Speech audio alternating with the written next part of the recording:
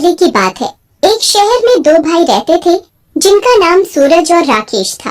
सूरज की पत्नी का नाम कविता और राकेश की पत्नी का नाम पूजा था। राकेश और पूजा के एक बेटा था जिसका नाम मुन्ना था। सूरज और कविता की कोई संतान नहीं थी। संतान न होने की वजह से वे दोनों बहुत परेशान रहते थे। सूरज और राकेश दोनों भाई की एक कपड़े की दुकान थी। वे दोनों भाई आपस में बड़े प्यार से रहते थे। पूजा बेहद ही आलसी और लापरवाह औरत थी। वो अपने बच्चे मुन्ने का बिल्कुल भी ध्यान नहीं रखती थी, जबकि कविता मुन्ने का ध्यान ऐसे रखती थी जैसे मोनू उसका अपना ही बेटा हो। एक दिन की बात है, कविता पूजा को आवाज लगाती है, दीदी दीदी, मुन्ना बहुत देर से रो रहा है।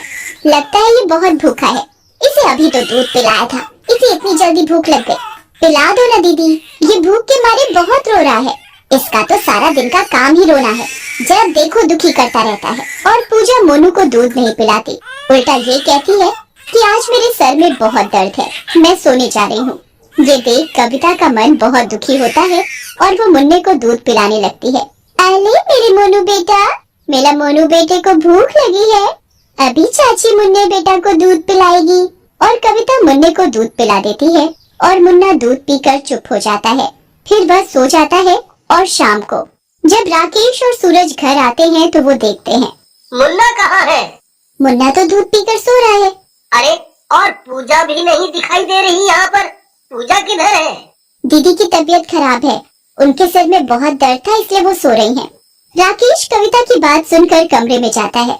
पूजा, तुम्हारी तबीयत को क्या हुआ? कविता ने बताया तुम्हारी तबीयत ठीक नहीं है। हाँ, मेरे सिर में काफी जोरों से दर्द हो रहा है। अच्छा, अभी तुम मुझे खाना दे दो, बाद में टीवी देख लेना। नहीं, मैं नहीं दे सकती तुम्हें खाना वाना। ऐसा करो तुम कविता से ही ले लो, मुझे टीवी देखने दो। ये तो अब तुम्हारा रोज का बहाना हो गया है, काम ना करने का। दिन पर दिन आलसी होती जा रही हो। अपने पति को खाना तक नहीं दिया जाता इस औरत से, तो ये क्या करेगी?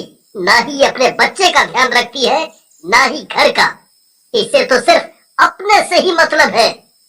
मेरा दिमाग खराब मत करो, वैसे भी मुझे शौक नहीं है तुमसे बहस करने का। राकेश और पूजा की बहुत बुरी तरह लड़ाई हो जाती है और राकेश भूखा ही सो जाता है। और रात को मुन्ने के रोने की आवाज आती है, तभी राकेश की आंख खुल जाती है और वो पूजा से कहता है, पूजा उठो, उठो पूजा, मुन्ना रो रहा है, शायद उसे भूख लगी है। सोने दो ना, ये ऐसे ही रो रहा होगा, अभी चुप हो जाएगा। तुम कैसी माँ हो तो तुम्हें अपना बच्चा भी दिखाई नहीं देता कि वो रो रहा है? ये भाषण बंद करो और मुझे सोने दो। और पूजा को राकेश की बातों का कोई असर नहीं होता। राकेश मुन्ना को गोद में उठाकर रसोई में मुन्ना के लिए दूध लेने जाता है और वह मुन्ना को खिलाता है। मेरे राजा बेटा को भूख लगी है। अभी पापा राजा बेटा को दूध पिलाएंगे।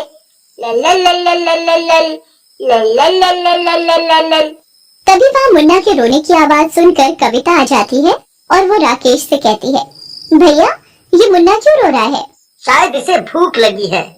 मैंने पूजा से कहा, पर तुम्हें तो पता है ना पूजा का। कोई बात नहीं भैया, लाओ मुन्ने को मुझे दे दो, मैं उसे दूध पिला दूंगी। कविता राकेश से मुन्ने को अपनी गोद में ले लेती है और उसे दूध पिलाने लगती है। ये देख राकेश कहता है, एक वो माँ है जिसने जन्म दिया पर उसे अपने बच्चे की कोई परवाह नहीं है, और एक ये माँ है जिसकी कोई औलाद नहीं है, फिर भी वो किसी और के बच्चे को अपना समझकर देखभाल कर रही है। वाकई में माँ हो तो तुम जैसी। भैया आप बिना कैसी बातें कर रहे हो? मुन्ना मेरा भी तो बेटा ही है। और कविता मुन्ने को चूमने लगती है, उसे बहुत प्यार करती है और वो सो जाता है। कविता राकेश से कहती है, भैया मैं मुन्ने को अपने साथ सुला लूं? हाँ हाँ जरूर, ये भी कोई पूछने की बात है। और कविता मुन्ने को अपने कमरे में ले जाकर अपने साथ सुला लेती है। और अगले दिन सूरज कविता से कहता है, मैं भैया के साथ दुकान जा रहा हूँ। ठीक है, शाम को समय से आ जाना। ठीक है, आ जाऊंगा। मैं दुकान जा रहा हूँ, तुम मुन्ने का अच्छे से ध्यान रखना। हाँ तो जाओ, किसने रोका है?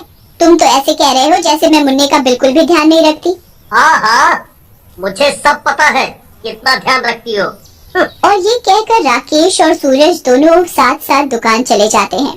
दोपहर को कविता मुन्ने को पूजा के पास बिठाकर ये कहती है, दीदी मैं नहाने जा रही हूँ, आप मुन्ने का ध्यान रख लेना। ठीक ठीक है, तुम नहाने चली जाओ, मैं मुन्ने का ध्यान रख लूंगी। और ये कहकर कविता नहाने चली जाती है।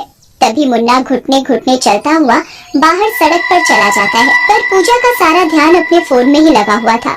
उसे पता ही नहीं चलता कि कब मुन्ना बाहर चला गया है। तभी कविता नहा कर आती है और पूजा से कहती है, दीदी मुन्ना कहाँ है? पर पूजा अपने फोन में ही लगी रहती है। वो कविता की बात का कोई जवाब नहीं देती। कविता फिर कहती है, दीदी मुन्ना कहाँ है? पूजा कविता की बात को नहीं सुनती और अपने फोन में ही लगी रहती है। ये देख कविता परेशान हो जाती है। कविता पूरे घर में ढूंढती हुई बाहर की तरफ देखने जाती है। तभी वो देखती है कि मुन्ना सड़क पर है और सामने से एक गाड़ी आ रही है। ये दृश्य देख कविता जोरों से चिल्लाती है, मुन्ना मुन्ना, अरे कोई मेरे मुन्ने को बचाओ, कोई बचाओ, बचाओ कोई मेरे मुन्ने को बचाओ।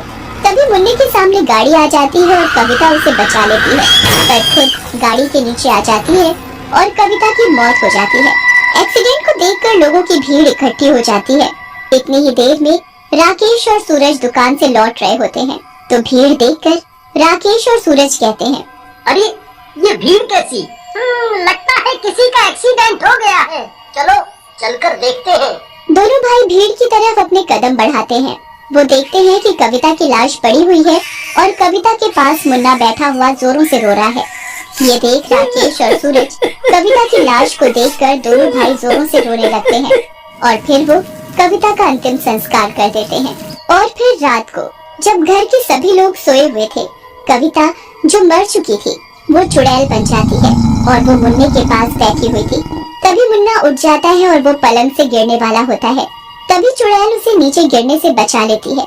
मुन्ने को बिस्तर से गिरता देखकर चुड़ैल को बहुत गुस्सा आ जाता है और वो पूजा को बाल पकड़कर नीचे गिरा देती है। अरे मर गई मैं, मुझे किसने धक्का दिया? मैं पलंग से नीचे गिर गई। आहा। तभी उसका पति राकेश नींद से उठ जाता है और वो अपने मुन्ने को सुलाकर सो जाता है। वो पूजा पर ध्यान नहीं देता। अगले दिन जब सुबह सब लोग नाश्ता कर रहे होते हैं, मुन्ना पूजा के पास बैठा हुआ था। पूजा भी नाश्ता कर रही थी। मुन्ना तभी पूजा की गर्म चाय के कप में हाथ मार देता है। मुन्ना पूजा की सारी चाय फैला देता है। पूजा खींचकर मुन्ना के एक थप्पड़ जड़ देती है। इस लड़के को तो बिल्कुल चैन नहीं है, इसने तो दुखी कर रखा है। ऐसी औलाद पैदा होने से अच्छा है कि मर ही जाए। पूजा के थप्पड़ मारने पर मुन्ना बहुत जोरों से रोता है। पूजा मुन्ना की एक नहीं सुनती और नहाने चली जाती है।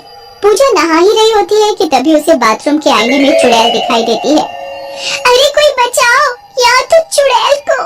चुड़ैल पूजा को पकड़कर खींच कर थप्पड़ मारती है और वो मार कर उसका मुंह लाल कर देती है।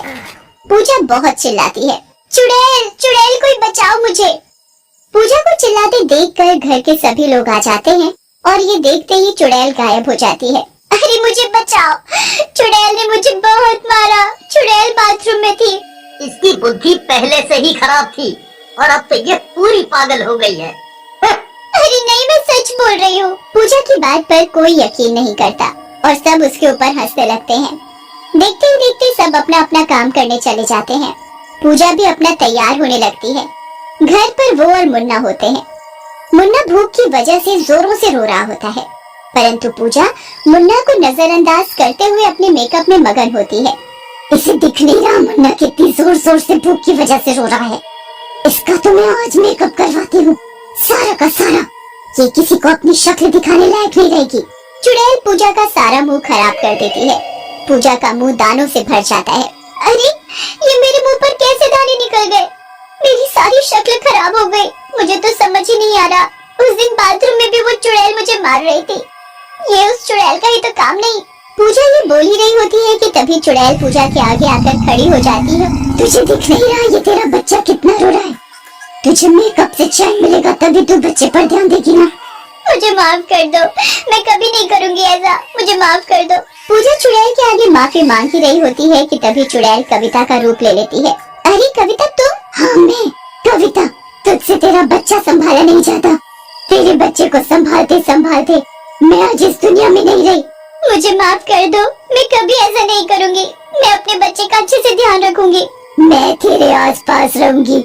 अगर तूने मुन्ने के साथ कुछ भी गलत किया ना, मैं तुझे जिंदा नहीं छोड़ूंगी। याद रखियो मेरी बात।